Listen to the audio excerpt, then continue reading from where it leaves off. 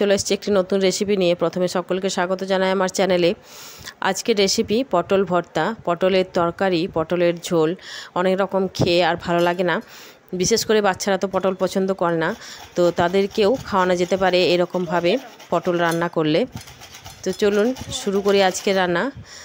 প্রথমে আমি এখানে পটল নিয়েছি, সেটার খোসা ছাড়িয়ে পরিষ্কার করে ধুয়ে নিয়েছি। এরপর পটলটা গ্রেট করে নেব, কুড়ে নেব।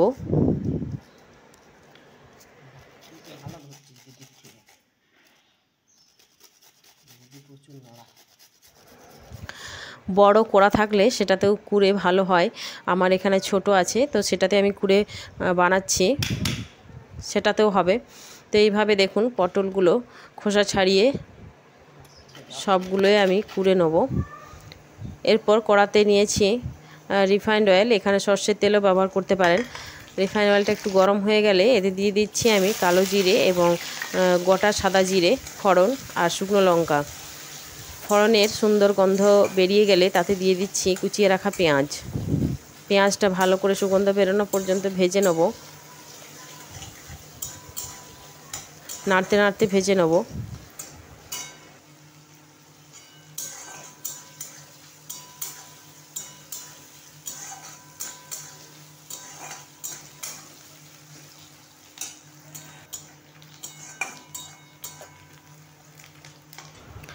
পেঁয়াজের সুন্দর গন্ধ বেরিয়ে এলে এর সঙ্গে আমি দিয়ে দিচ্ছি একটু রসুন বাটা।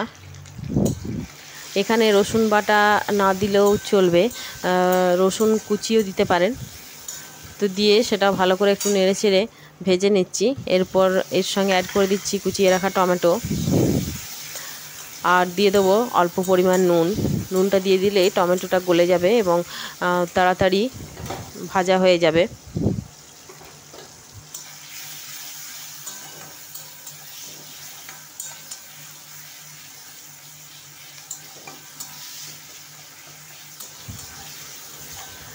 পেঁয়াজ, টমেটো এবং রসুন বাটা ভালো করে ভেজে নিয়ে এর সঙ্গে অ্যাড করে দিচ্ছি কুড়ে রাখা পটল।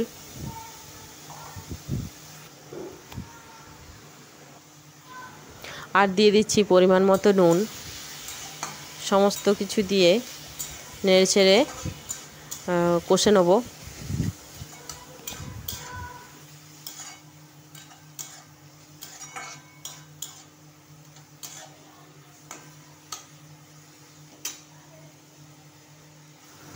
একটু নেড়ে নিয়ে এর সঙ্গে দিয়ে দিচ্ছি শুকনো মশলা, ধনে গুঁড়ো, হলুদ এবং লঙ্কার পাউডার। এগুলো দিয়ে আবারও খানিকক্ষণ পটলটা ভেজে নেব।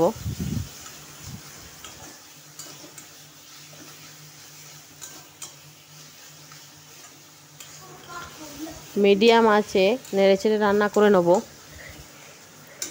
এদিকে মিডিয়াম আঁচে রেখে দিলাম। অপরদিকে একটি প্যানেতে কতগুলো চিনেবাদাম নিয়ে শুকনো খোলা একটু নেড়ে ভেজে নেব।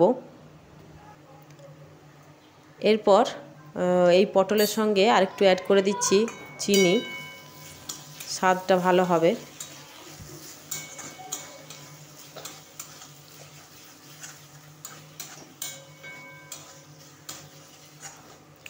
এইভাবে ক্রমাগত নেড়ে ছেড়ে কষিয়ে রান্না করে নেব। এরপর দেখুন চিনেবাদামগুলো ভাজা হয়ে গেছে, এগুলো একটু ক্র্যাশ করে নিয়ে পটলের সঙ্গে দিয়ে দেবো।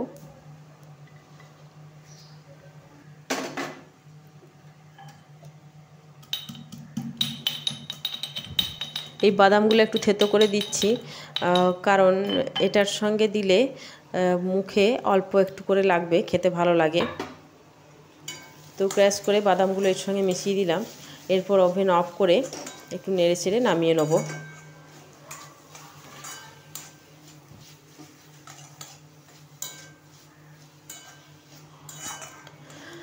আমার রান্না যদি ভালো লাগে তাহলে অবশ্যই আমার ভিডিওটি লাইক এবং শেয়ার করবেন। আর এইরকম রান্না দেখতে হলে বা এরকম রেসিপি আরও যদি দেখতে চান তাহলে আমার চ্যানেলটি সাবস্ক্রাইব করে পাশে থাকা বেল আইকন প্রেস করে অল প্রেস করে রাখবেন। তাহলে আমার বানানোর সমস্ত রেসিপির নোটিফিকেশান আপনার কাছে যাবে এবং দেখতে পাবেন। এরপর গরম ভাতে সার্ভ করে নিন পটল ভর্তা। বাড়িতে অবশ্যই একবার বানিয়ে খেতে পারেন। তো আজকের মতো এখানেই টাটা।